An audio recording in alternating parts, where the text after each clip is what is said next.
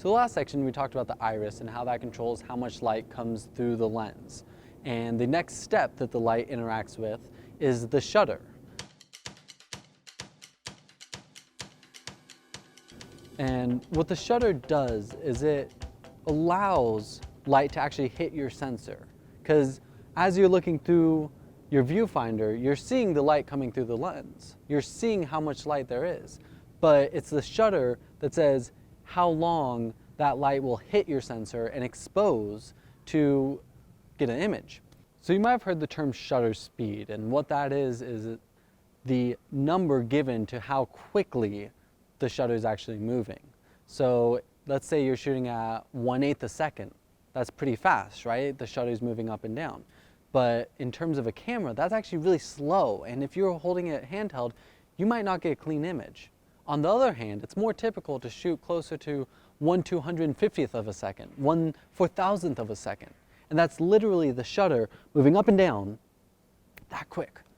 So shooting at 1/8 shutter speed is allowing more light in. It's allowing your picture to be brighter as opposed to a 1/4000th shutter speed where it's a really quick shutter and you're not allowing as much light in.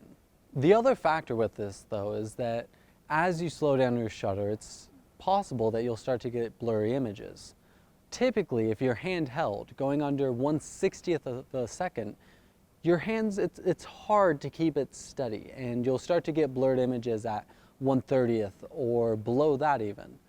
And so depending on your situation, depending on how much light there is, you change your shutter speed. You decide, oh, well, I want to shoot at an f4, so now I'm going to crank my shutter speed really high because there's a lot of light outside. Or maybe you don't have any light, and so you're making your shutter move a little bit slower, allowing more light in.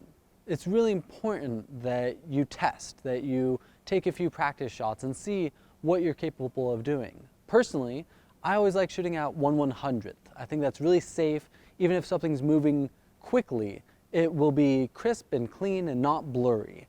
But sometimes you're in a low light situation and you need that slower shutter speed, and so you have to find a way to stabilize your camera and get a shot that's not too blurry.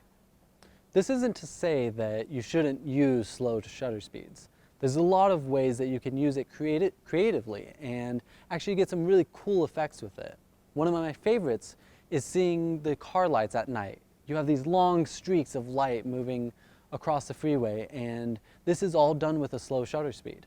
But ultimately you have to test. You have to go see what 1/30th looks like. What does a 1-second exposure look like? What does a 30-second exposure look like? And this is the best way to go and see this for yourself.